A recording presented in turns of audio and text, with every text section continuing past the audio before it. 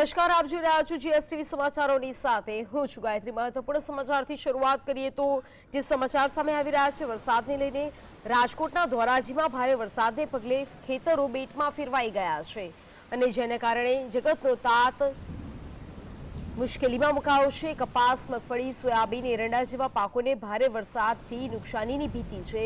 ધોરાજીમાં માત્ર 2 દિવસમાં 12 ઇંચ જેટલો વરસાદ વરસતા ખેતરોમાં પાણીના દ્રશ્યો જોવા મળ્યા। રાજકોટના ધોરાજીમાં ભારે વરસાદને પગલે ખેતરો બેટમાં ફેરવાઈ ગયા છે તો કપાસ, મગફળી, સોયાબીન, એરંડા જેવા પાકોને ભારે નુકસાનની ભીતિ ખેડૂતોને સતાવી રહી છે।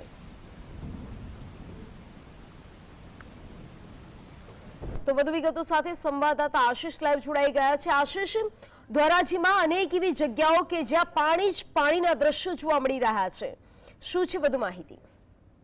ચોક્કસથી જણાવજો કે રાજ્યભરમાં જે સૌરાષ્ટ્રમાં હવામાન વિભાગે રેડ એલર્ટ જાહેર કરેલ છે અને આ રેડ એલર્ટના કારણે સૌરાષ્ટ્રભરમાં વરસાદી માહોલ છવાયો છે। એ વચ્ચે રાજકોટ જિલ્લાના જે ધોરાજી તાલુકામાં, ઉપલેટા તાલુકામાં, જેતપુર, ધોરાજી, જામકંડોરણા સહિતના વિસ્તારોમાં અત્યારે વરસાદ ખાબકી ચૂક્યો છે।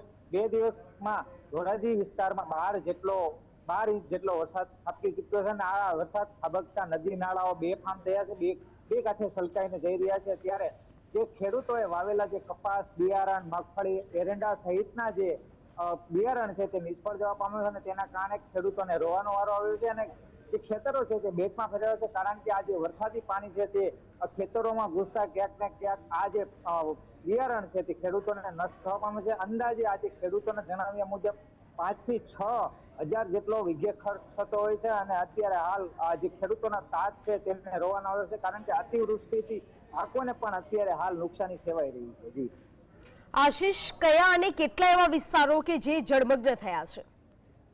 જે ચોક્કસથી જણાવી દો કે ઉપલેટા તાલુકાનો ઘણો એવો વિસ્તાર છે જેમાં મોજીરા, લાટ, ભીમોરા સહિતના ગામો છે। એ બાદ ધોરાજીના ભોલગામડા સહિતના જે બીજા ગામો છે તેમાં પણ વરસાદ અત્યારે હાલ અવિરતપણે ચાલુ છે અને આ વરસાદથી જે ખેડૂતોનો પાક છે તે, કારણ કે અતિવૃષ્ટિના કારણે જે બિયારણ જે ખેડૂતોએ વાવેલું હોય, જે વીઘે ખર્ચો કરેલો હોય, જે મહેનત કરેલી હોય તે પાણીમાં એળે ગઈ છે અને વરસાદ આવતા જ આ જે પાક છે તે નષ્ટ થવા પામ્યો છે। જી આશિષ, જે રીતે ખેતરો બેટમાં ફેરવાયા છે, પાકને નુકસાન થયું છે, ખેડૂતોનો શું વલોપાત?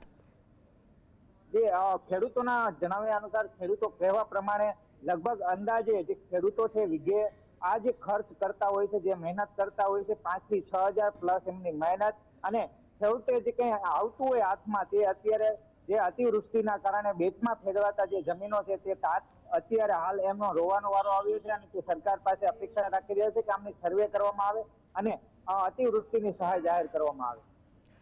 ખેડૂતોએ મદદની ઈચ્છા રાખી છે, કોઈ માંગ કરી છે કે કેમ તંત્ર પાસે, અને સાથે સ્થાનિકોમાં કેવો રોષ? જી ચોક્કસથી જણાવજો કે અત્યાર સુધીમાં આટલો બધો વરસાદ પડવા છતાં હજુ સુધી તંત્ર એક પણ ઠેકાણે કોઈ તસ્દી લેવા પહોંચ્યું નથી અને બીજી બાજુ જો વાત કરવા જઈએ તો છેલ્લા ઘણા સમયથી આ અતિવૃષ્ટિ અને ધોરાજી પંથક, ઉપલેટા પંથક છે તે ઘેડ વિસ્તાર છે, આ વિસ્તાર છે તે અનેકવાર અતિવૃષ્ટિમાં આવેલો છે, પરંતુ હજી સુધી કોઈ સહાય ચૂકવવામાં નથી આવી અને ખેડૂતોની માંગ કરી રહ્યા છે કે અમારું ખેતરો ધોવાણ થયા છે, તેમજ મગફળી જે કંઈ છે તે બેટોમાં ફેરવાયા છે, જે પાકો આવેલા છે તે બેટોમાં ફેરવાયા છે, તેમ છતાં હજુ સુધી તંત્ર દ્વારા કોઈ તસ્દી લેવામાં નથી આવી અથવા તો રાજ્ય સરકાર દ્વારા કોઈ પણ પેકેજ જાહેર કરવામાં નથી આવ્યું। સ્થાનિકોમાં કેવો રોષ અને તંત્ર દ્વારા બચાવ કામગીરી, રાહત કામગીરી કેવી રીતે કરવામાં આવી રહી છે?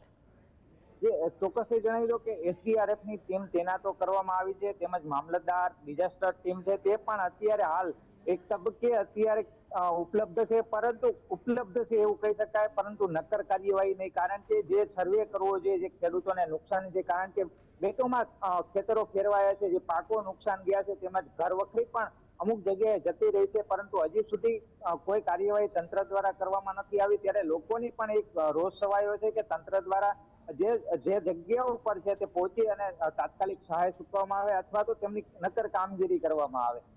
જી આશિષ, જોડાઈ સમગ્ર માહિતી